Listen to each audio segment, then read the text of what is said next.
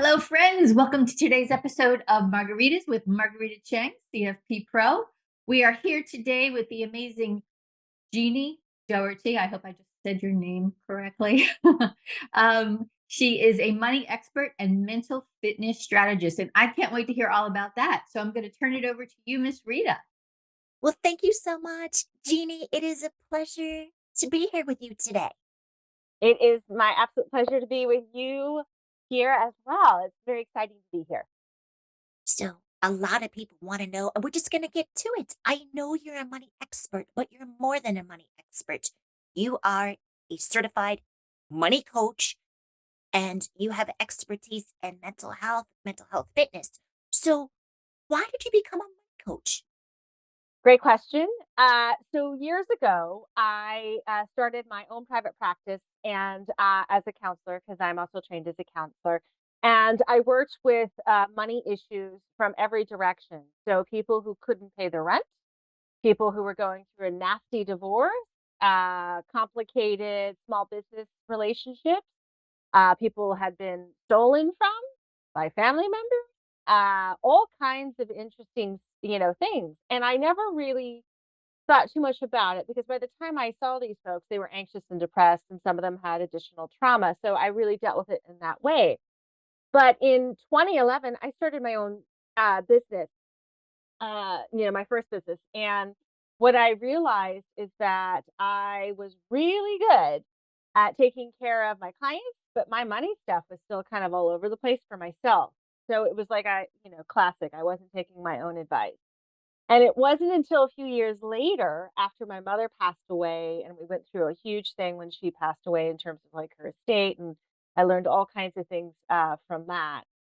That I was like, "Whoa, my money skills aren't great." And out of the sky, it seemed like I went to dance class one day, and I had this opportunity that just dropped in, which is go to this dance workshop on money and dance. And I was like, "What?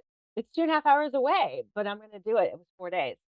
I absolutely loved it, and I signed up for a year of personal development and money coaching.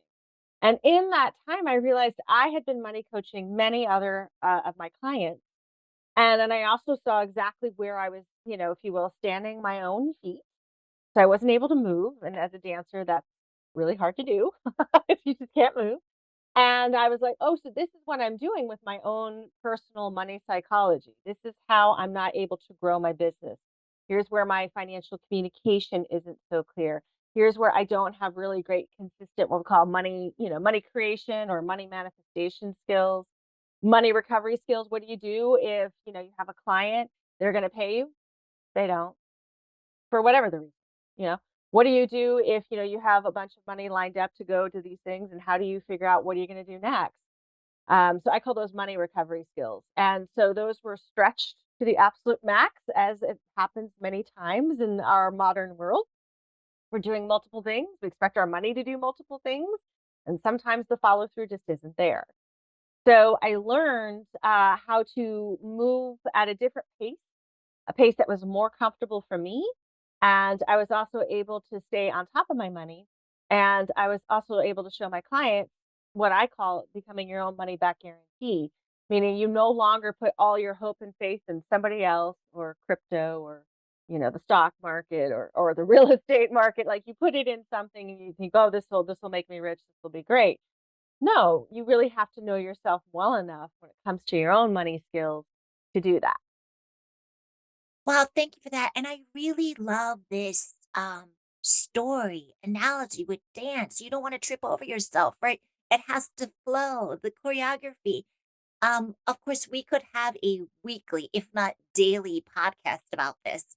What are some of the biggest money mistakes individuals and couples make? So some of the biggest mistakes that individuals make is that they don't do enough of their research on what it is that they want. They kind of do a little bit of here, a little bit there, and then they find somebody like a financial planner, or it could be a member of the family that they think will handle the problems if there's any drama, or everything looks great on paper, we're good. And the truth is, you have to really take a look at your own money skills, what your own, as you know, your own risk tolerance, and then your own ability to take the risk. And that's very different. And so what I would say in couples is that it's really two things. It's a lot of times it's a saver marries a spender, and a spender marries a saver. So they have radically different money psychologies, and there's all kinds of conflict and clashing, which brings up to the second thing, which is really, how do you have a conversation if somebody's yelling and screaming about, well, I'm paying all the bills, and here you are spending money on this, and that. And they're like, yeah, but it's for the kids. And, depending on what, uh, study you look at, but financial reasons for divorce is number one or number two. So it's a pretty serious thing because a lot of times in families, our parents or grandparents, if there was fighting over money, a lot of times women didn't have the economic control that they could have now. So a lot of women gave in. Not all, but a lot of them did because they had really no choice. That was it. And then we go into what I'd say more the modern era, maybe what our parents went through, maybe in the 70s, 80s, and 90s. And if they were able to get divorced, then maybe their husband didn't pay child support. So they ended up living maybe what I call the single mom, really, having to, figure stuff out and do it all on their own. So they had a radically different one, maybe with two parents and they might have gotten along, or they one just said, "Okay, you take the reins, you run all the money, and that'll be fine." So when that happens long term, is that if you don't know how to handle those conversations and you don't know what you're supposed to do, like what's the win here? Do you compromise? A lot of times people try to knock everything down like 50-50. Well, I'll do 50% of the bills, and you do the other 50% of the bills. And that doesn't always make sense if somebody makes, oh, I don't know, 200,000 and the other person's making 50. That doesn't work. You have to find a way to compromise and make things more negotiable and realistic. And a lot of times couples have not been taught that and didn't think they had to. No, I really appreciate that. And even if someone had the best marriage, I mean, I remember a call I got once. This lady, she's like, my husband made all the decisions, but then he became sick. And if I knew how cheap term life insurance was, I would have told him to get it. But he made all the decisions. And I don't want to say I'm mad at him, but I should have taken a more active role. He's a good man.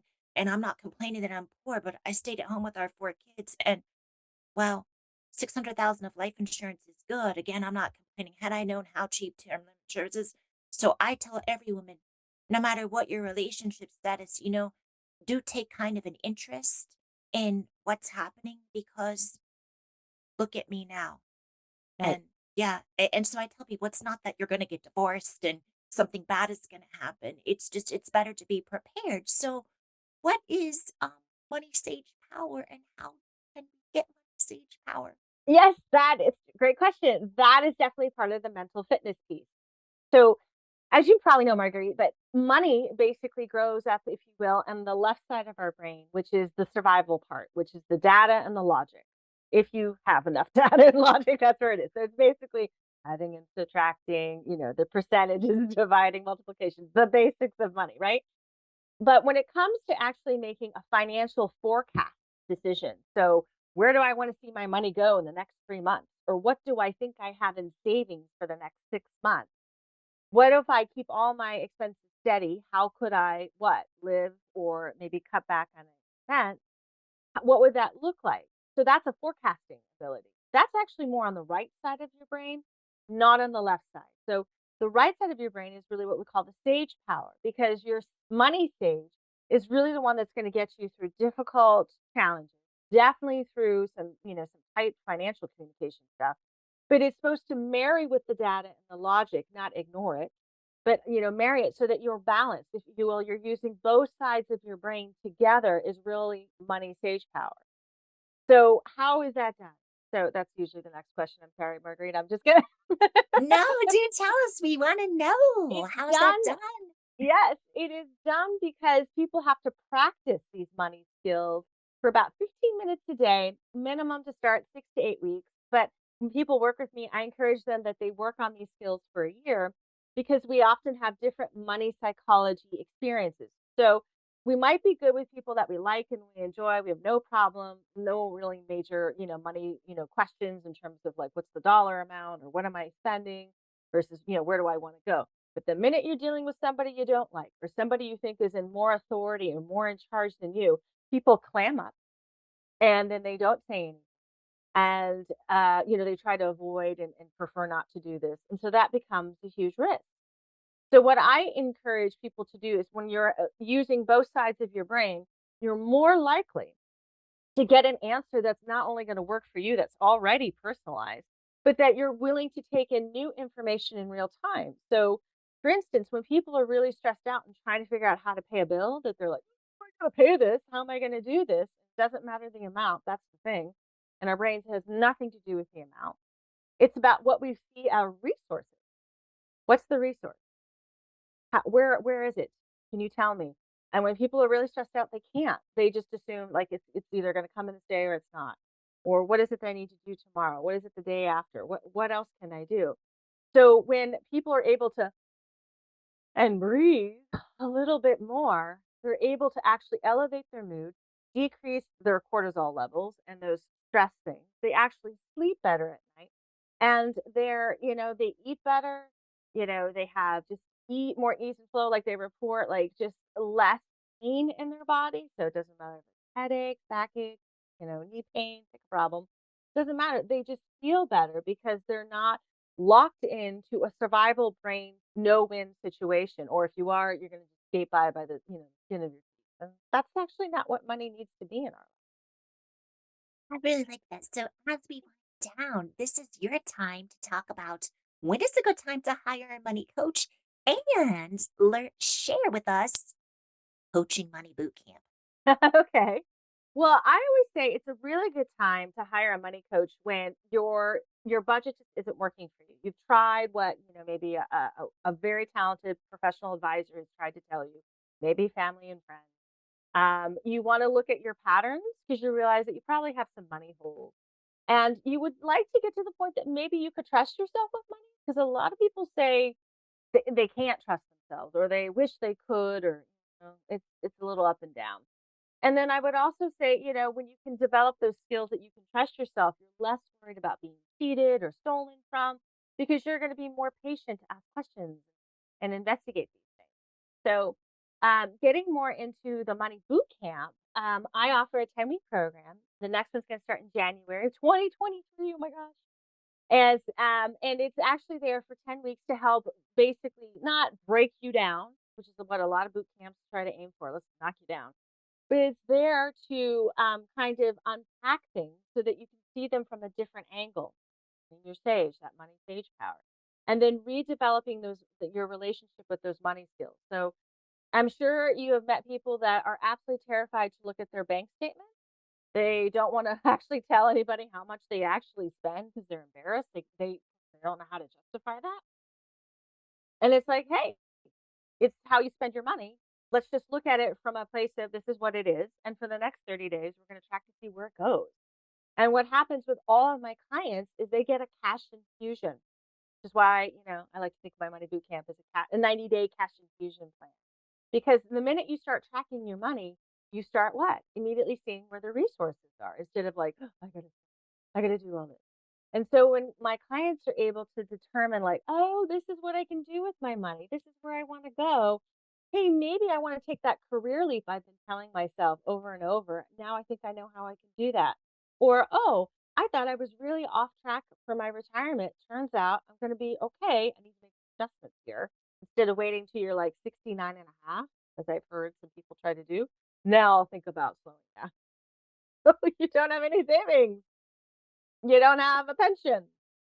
Your husband doesn't have one either, and it's sort of like, "Oh, I didn't think about it that way." Like, so it's having those, wonderful, fortunate skills to be there as a resource for the rest of your life, not just for 90 days, but for the rest of your life so that you can feel like, "Wow, I actually can take charge and become my own money back guarantee."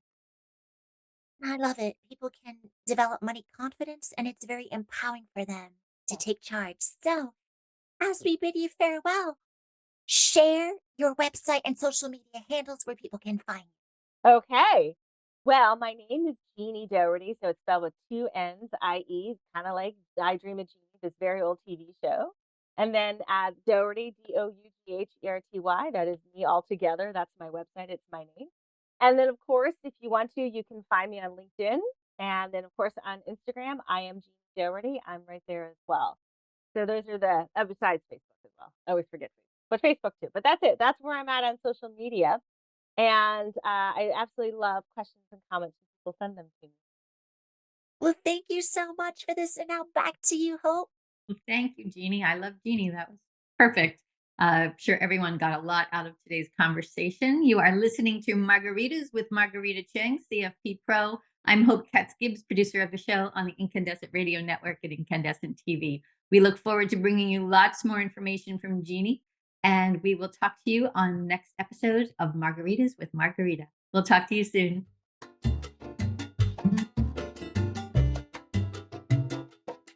Thank you so much for being part of our Incandescent Radio and TV family. This is Hope Katz-Gibbs, founder of Incandescent Incorporated, the PR and publishing company for women entrepreneurs.